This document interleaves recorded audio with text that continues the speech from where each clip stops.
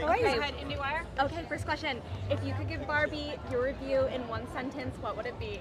If I could give Barbie my review? Yes. Like as in... The movie. Give us your review. Oh gosh, no, that's not for me to do. We make it and we give it out to the world. We'll see what everyone thinks.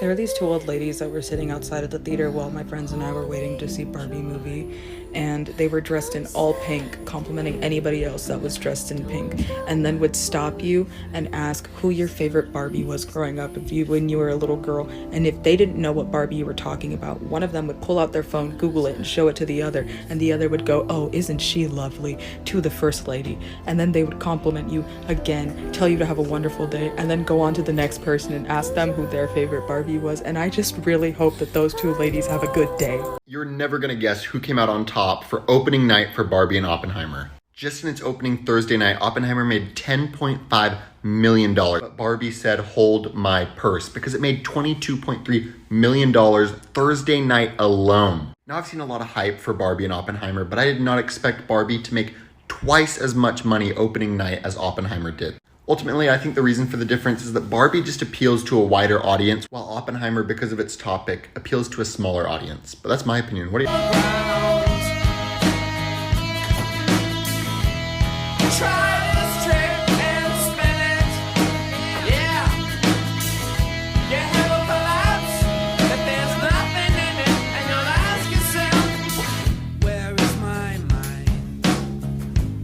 The way Ken be killing shit got me yelling out like the Scream House. Yelling out, we ain't selling out. We got money, but we ain't lending out. We got bars, but we ain't belling out. In that pink Ferrari, we pillin' out. I told Tay, bring the Bob Dylan out. That pussy so cold, we just chillin' out. Baby, yelling, yet yelling out. It's Barbie, bitch, if you still in doubt. Ooh.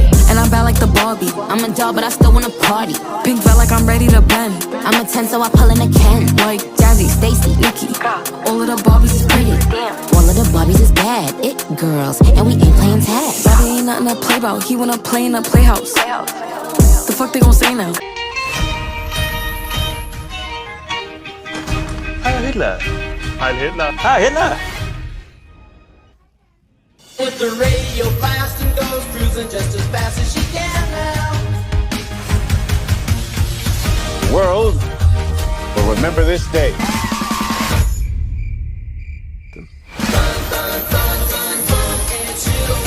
All right, I just got back from Barbenheimer, and it is not an easy transition between those two movies, because you sit there and you absorb this story about death and the human condition and how we perceive ourselves and how others perceive us and how our legacy impacts the world and those around us. And then you go see Oppenheimer. I thought I might stay over tonight. Why? Because we're girlfriend, boyfriend. To do what?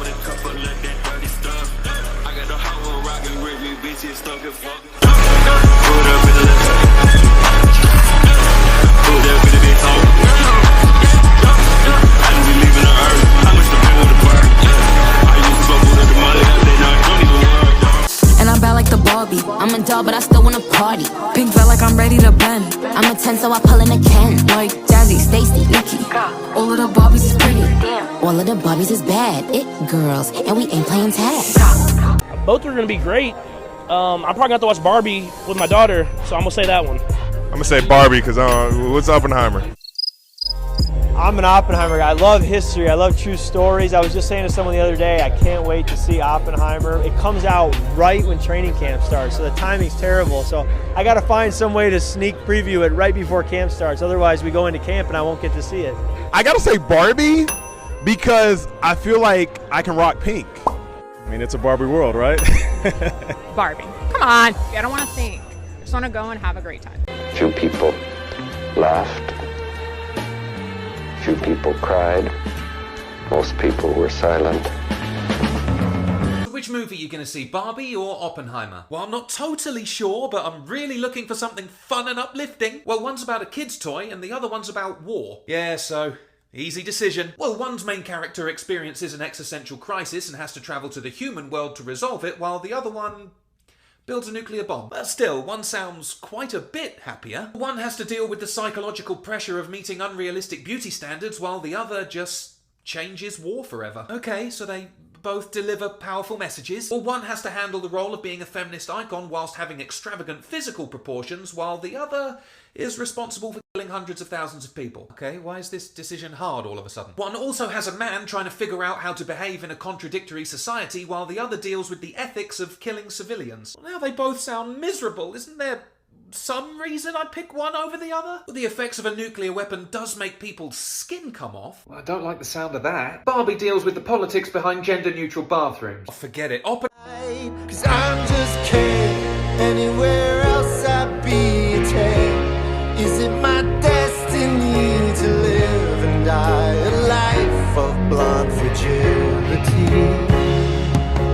Bro, not only did he bring a notepad into the movie theater, he made a 43-minute video talking about the movie. Just for reference, this movie is an hour and 54 minutes. Take out some credits, it's probably an hour and 45 minutes, something like that. He spent 43 minutes talking about how bad this movie was. And then he dressed up the studio with a bunch of Barbie stuff. I know for a fact these dream houses are not cheap, bro. They bought Barbie like material so that they could roast this movie and have their studio decorated with the material. Like, I'm sorry, brother, this movie is a success and it's not gonna stop at the first weekend. It's gonna continue to bring in money.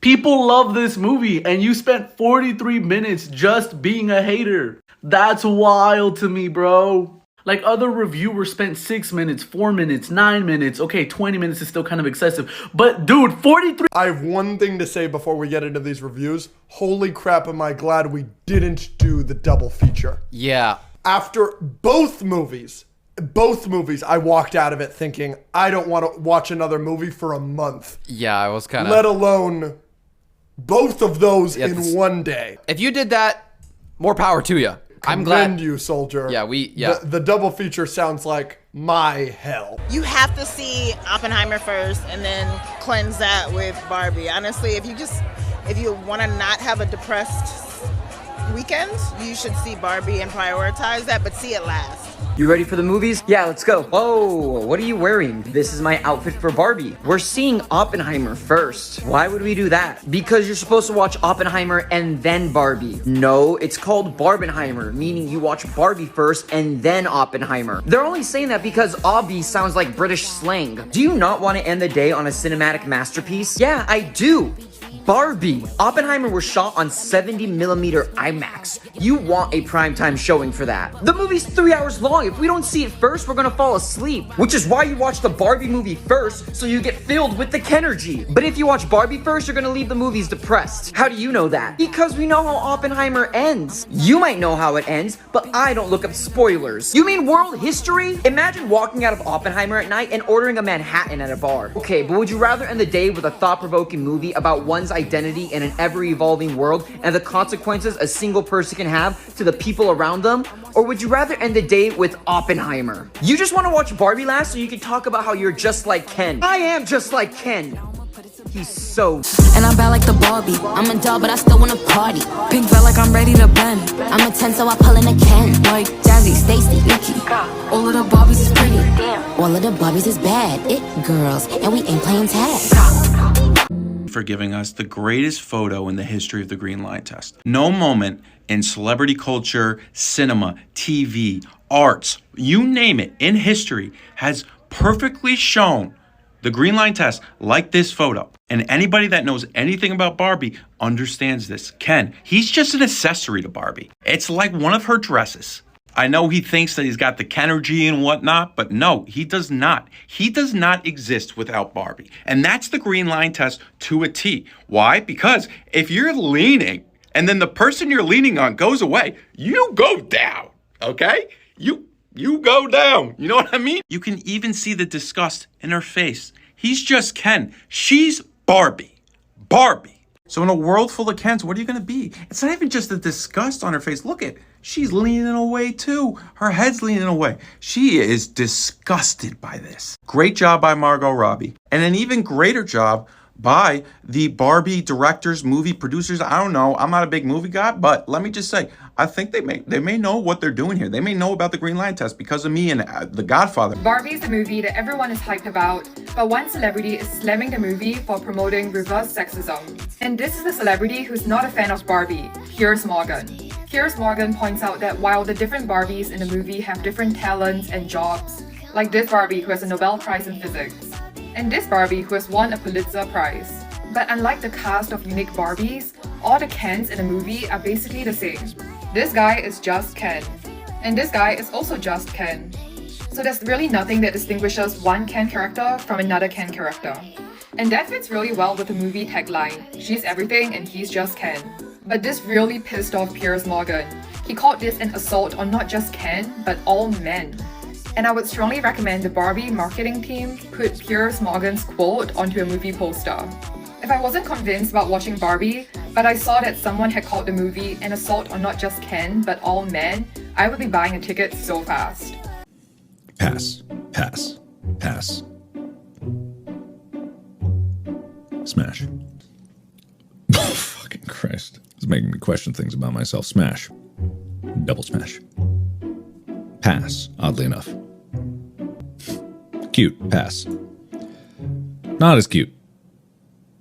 Smash. Smash. Would this make me a furry if I said smash? I